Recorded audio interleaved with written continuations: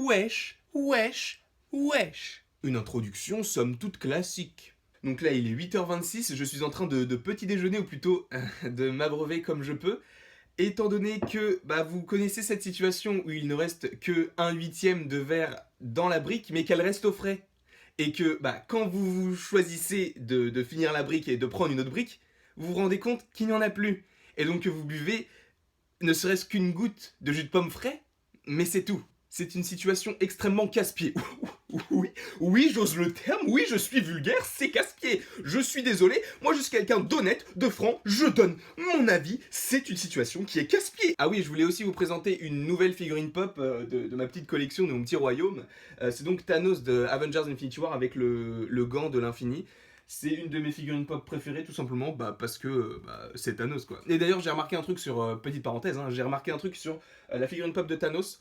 Thanos, dans les films, il passe du violet au rose, alors que dans les figurines pop, ou plutôt avec les figurines pop, il passe du rose au violet. Là, il est beaucoup plus violet que celle que j'ai juste derrière moi. Problème marketing, faute de goût, faute de couleur, je ne sais pas que dire. Fin de la parenthèse, passons tout de suite donc à l'analyse de ce trailer. Plan par plan, on va essayer d'analyser ça de façon très succincte et très constructive. Ça n'a aucun sens, aucun rapport, mais commençons tout de suite, c'est parti. Alors, là déjà, ce plan, je sais pas si vous l'avez vu dans la réaction, de toute façon, quand je parle, vu que je parle fort et que le son était bas, vous avez compris ce que j'ai dit logiquement, si vous l'avez vu évidemment. Donc là, ce plan-là me fait extrêmement penser au film Doctor Strange, parce que dans Doctor Strange, vous savez, il va dans les réalités alternatives, différentes et tout, et en fait, des fois, comment dire, la ville est dans l'autre sens, et moi, le fait que la ville, avec la caméra, bascule, ça m'a fait penser à ça. Et au fond, évidemment, on voit donc la sorte de vaisseau en forme d'anneau qui va venir sur New York, mais j'en parlerai plus après avec les autres plans. Donc là, c'est Gamora qui parle. Donc là, à mon avis, c'est un plan, étant donné qu'on voit Bruce Banner et Black Widow avec War Machine. À mon avis, c'est un plan qui se passe au Wakanda, parce que je crois que Bruce Banner et Black Widow se retrouvent au Wakanda, comme on avait pu le voir avec le montage dans la première bande-annonce d'Avengers Infinity War. Donc là, je pense que cette scène se passe au Wakanda et qu'ils sont en train de découvrir peut-être le vaisseau, le vrai vaisseau de Thanos qui arrive donc au Wakanda pour récupérer une pierre. J'en parlerai un petit peu plus après.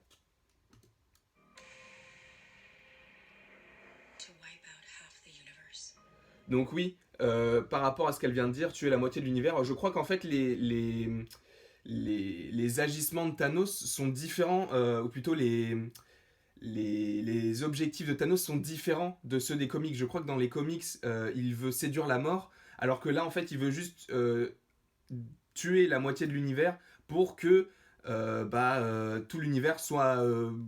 il veut être un peu comme Negan dans The Walking Dead. Il veut tuer tout en essayant de sauver.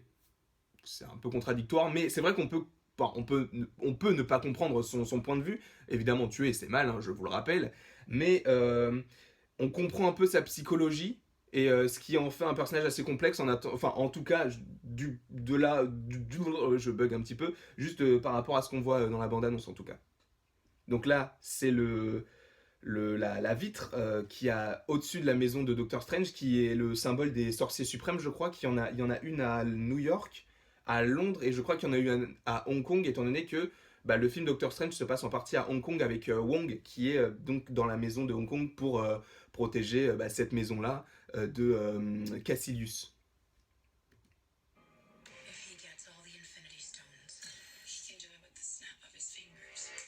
Voilà, donc là on a Gamora, donc on voit vraiment que c'est Gamora qui parle, et elle nous apprend que les pierres de l'infini, donc elle en apprend plus sur les pierres de l'infini, et elle montre que s'il a toutes les pierres de l'infini, il pourra faire ce qu'il veut, clairement. Alors, juste avant qu'il parle, moi je pense que Tony Stark ne parle pas à Gamora, parce que derrière, en fait, ça ressemble un peu à un peu aux reliques, je parle du décor, un peu aux reliques de Doctor Strange qu'il a chez lui, donc je pense que, étant donné que aussi Doctor Strange sait absolument tout sur les pierres de l'infini, je pense que Tony Stark, donc en plus il est habillé comme quand il est chez Doctor Strange dans la première bande-annonce, je pense qu'il est en train de parler à Doctor Strange et que c'est c'est le jeu du montage qui permet de faire parler Tony Stark avec Gamora alors que ce ne sont pas vraiment les vraies conversations. Après, je pense que c'est ça, mais bah pareil, je n'ai que la bande-annonce sous les yeux, je n'ai pas vu le film. Donc je ne peux rien avancer, mais disons que c'est une théorie. Parce que là, on voit clairement que le décor derrière, il est peut-être pas, il est peut-être un peu différent, même avec la lumière violette. Si on regarde les jeux de regard, enfin, si on regarde les regards des personnages, donc le jeu des regards, on voit que bah, si c'était le même plan, on aurait un petit peu de la lumière violette qui est sur le plan de Gamora, sur le plan de Tony Stark. Après, je ne sais pas, ça dépend où ils sont placés exactement, mais je sais pas. Voilà. Pour moi, ce plan-là, c'est le plan lorsqu'il arrive sur le vaisseau de Thor avec tous les Asgardiens. Parce que, bah, je sais pas, le décor me fait un peu penser à ça et les flammes aussi. Et donc, et en plus, bah, voilà, j'aime pas vu.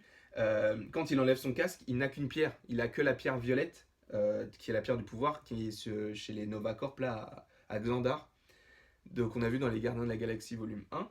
Et donc, bah, étant donné qu'il n'a qu'une pierre et qu'il a déjà une pierre, ça ne peut pas se passer dans le passé, étant donné que dans la bande-annonce, on voit d'autres plans où il a le casque et donc c'était par rapport au passé. Là, il garde quand même le casque dans le présent. Et donc, il a la pierre du pouvoir. Et je pense qu'il est dans le vaisseau de Thor pour récupérer le Tesseract, pour la mettre bah, sur son gant, le Tesseract qui est la pierre de l'espace. Si vous ne savez pas ce que c'est un petit peu ce que sont plutôt les pierres de l'infini, je vous invite à regarder mes vidéos sur les pierres de l'infini. Autopromo.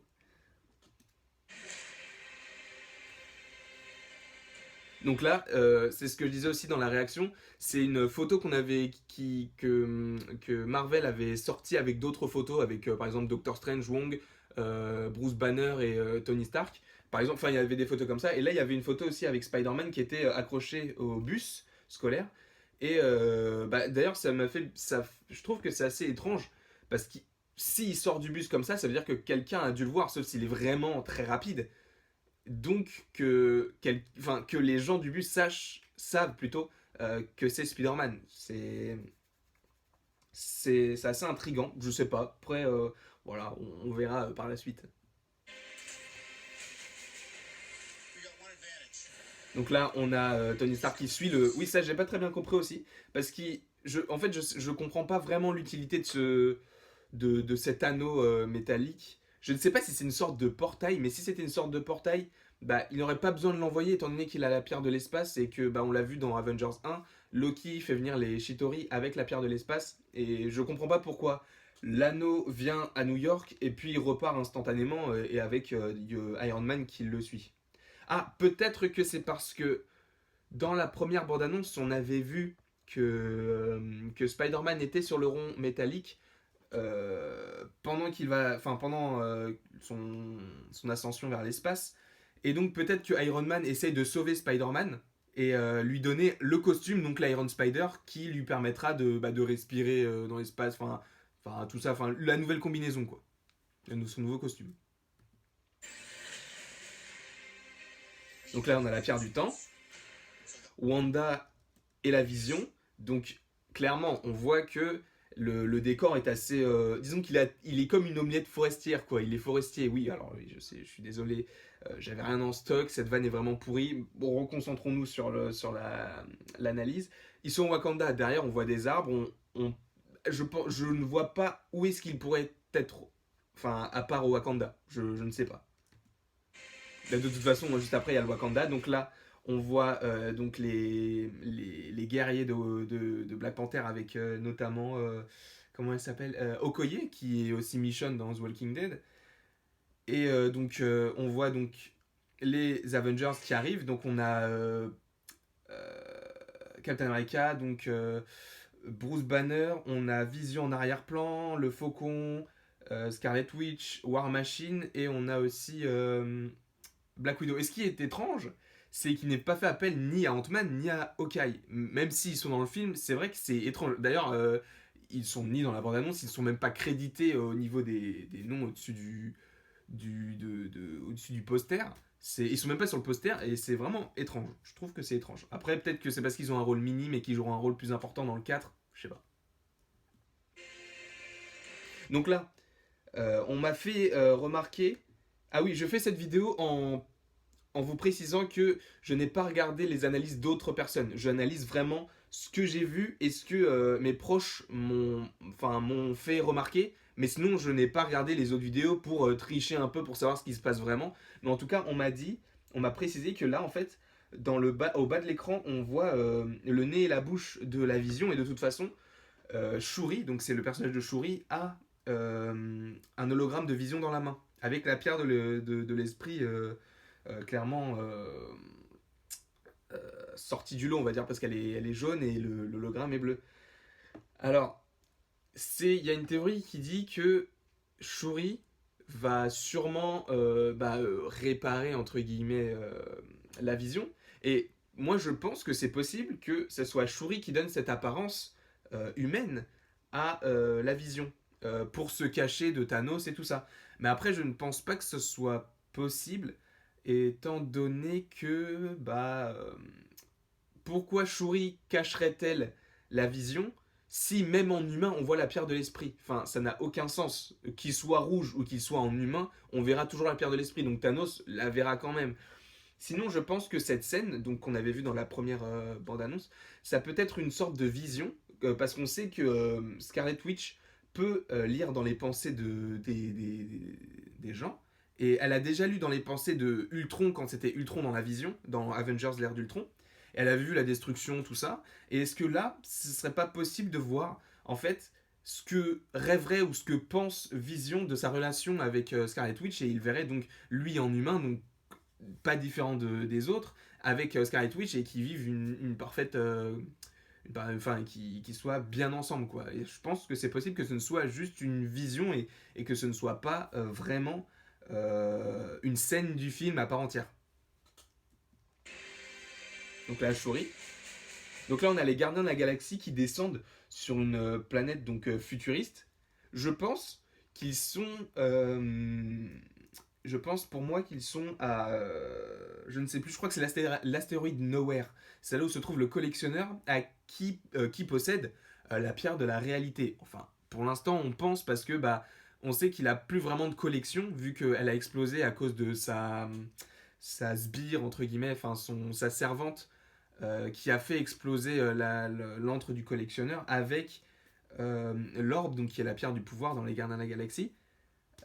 Donc, moi, je pensais que la pierre de la réalité avait juste sauté quelque part, ou alors vraiment il l'a vendue à quelqu'un, ou il l'a cachée, je ne sais pas, mais en tout cas, je pense qu'ils sont sur l'astéroïde Nowhere et que ils vont tout simplement chercher la pierre de la réalité, et je pense qu'ils vont tomber sur Thanos qui est en train de... de toute façon, voilà, j'en dis pas plus, Non, je préfère pas en dire plus. Stop.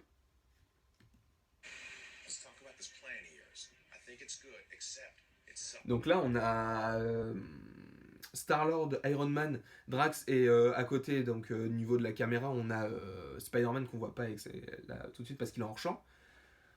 Alors quand j'ai vu ce plan, enfin cette scène, j'avais pas compris tout ce qu'il disait, j'essayais de comprendre, mais c'est pour ça que j'ai pas vraiment eu de réaction justement à ce qu'il disait, parce que après en lisant et en comprenant mieux ce qu'il disait, là j'ai lâché mon petit sourire, mais c'est vrai que la première fois j'avais pas très bien compris ce qu'il disait. Et donc oui, on les retrouve, donc je pense qu'ils sont sur Titan, donc la planète orange qu'on voit au début de la première bande-annonce. Je pense que c'est une scène où ils essayent d'établir un plan, comme il le dit, pour venir à bout de Thanos. Donc là, je pense que dans cette scène, donc sur cette planète orange, il y aura donc Drax, Iron Man, Star-Lord, Spider-Man. Il y aura aussi, je pense, Gamora et Mantis. Je pense que ce sont les personnages qui sont sur la planète orange.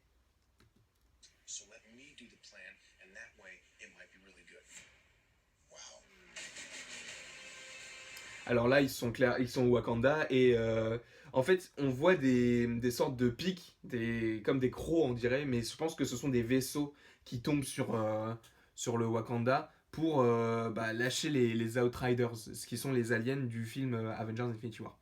D'ailleurs, qui sont différents des Chitauri. Et d'ailleurs, les Chitauri, j'en reparlerai tout à l'heure. Donc là, on a Captain America avec, je pense que c'est Okoye, je suis pas sûr derrière, avec Black Panther. Et là, on a donc Black Widow et Bucky avec son nouveau bras, qui je pense est en vibranium. J'allais dire en adamantium, mais adamantium c'est Logan, qui est en vibranium. Euh, voilà, tout simplement. Bah, de toute façon, que dire de plus, il a un nouveau bras, le métal qui est la base même du Wakanda, c'est le vibranium, donc pourquoi ne pas faire un bras en vibranium, quoi. Donc là, on a Hulkbuster avec donc le Faucon et War Machine qui sont arrivés derrière. Alors dans le Hulkbuster, pour moi c'est clair et net, c'est Hulk. Enfin c'est Bruce Banner. Je vois pas d'autres personnes qui pourraient rentrer dans le Hulkbuster. Pour moi c'est sûr que c'est Hulk. Et d'ailleurs il y a une scène après où je vais vous expliquer un peu ce que je vois de ouf dans le film avec une scène avec Hulkbuster. Donc là on a Thor. Au début moi quand j'ai vu la- ce plan-là, j'ai cru que c'était Doctor Strange. Je me suis dit, waouh, c'est stylé et tout. Mais en fait, c'est Thor. C'est parce que, en fait, Thor, j'avais oublié qu'il avait une cape rouge. Parce que dans Thor Ragnarok, il se fait déchirer sa cape. À un moment, il en a plus. Enfin, il y a tout un petit stratagème par rapport à ça. Donc là, on a Rocket et donc Thor et Groot. Alors, je ne sais pas exactement ce qu'ils font ici. Enfin, si, je pense savoir ce qu'ils font ici. Je pense qu'ils se cherchent une sorte d'arme.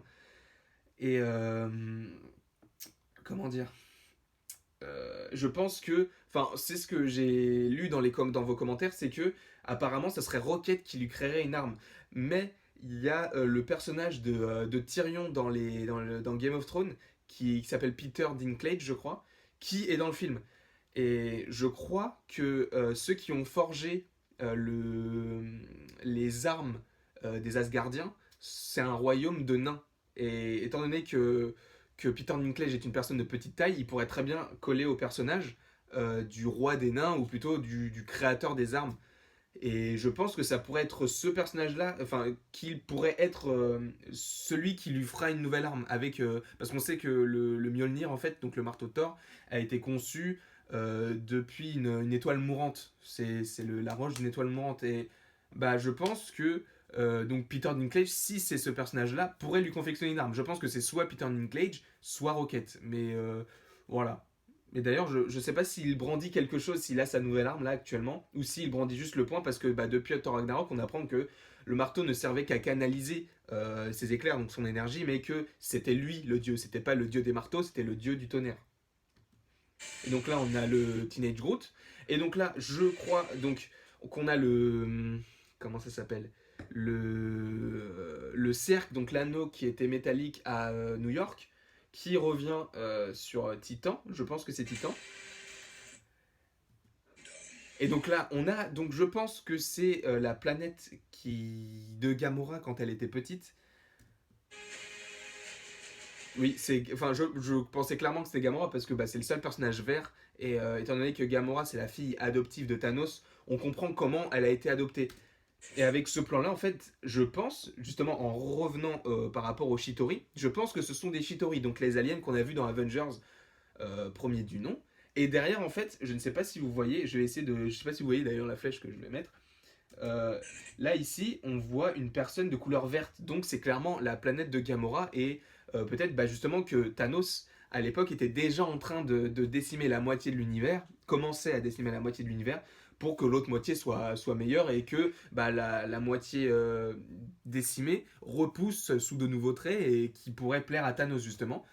Et je pense que bah, Thanos a pris Gamora comme un trophée, trophée, je sais pas comment on prononce ça, mais enfin, en tout cas, pour moi, ce sont des Shitori parce que là, je sais pas si je peux zoomer, si je peux zoomer. Ici, on dirait les armes, même là, les lumières violettes et les armes qu'ils ont ici me font penser aux armes qu'ils ont dans Avengers 1 et même aux costumes qu'ils ont dans Avengers 1. Pour moi, ce sont des Shitori. Après, je ne veux pas m'avancer comme d'habitude, mais pour moi, ce sont des Shitori. Donc, qui sont sur la planète de Gamora. Donc là, c'est une scène que j'avais déjà vue dans le trailer qui avait fuité d'Avengers Infinity War, qui était sorti avant le trailer, le trailer officiel. Ça, c'était le trailer de la Comic Con ou la D23, je ne sais plus exactement. Mais je pense qu'il va essayer de tuer Thor, sauf que Thor, en fait, va être envoyé dans l'espace et il va rencontrer les gardiens de la galaxie, je pense. Donc là, on a l'Ordre Noir, donc on a Dwarf, je crois, Ebony Maw, Midnight Proxima ou Proxima Midnight, et par contre l'autre, je ne le connais pas vraiment. Et on a Loki, évidemment, on a Loki en plein milieu, avec, je pense, le reste des Asgardiens. Et moi, ce qui m'intrigue en fait dans ce plan. Ok, je suis allé un peu trop fort là. Je suis allé un petit peu trop fort avec le coude. On va reposer ça comme ça. On va essayer de le... Voilà.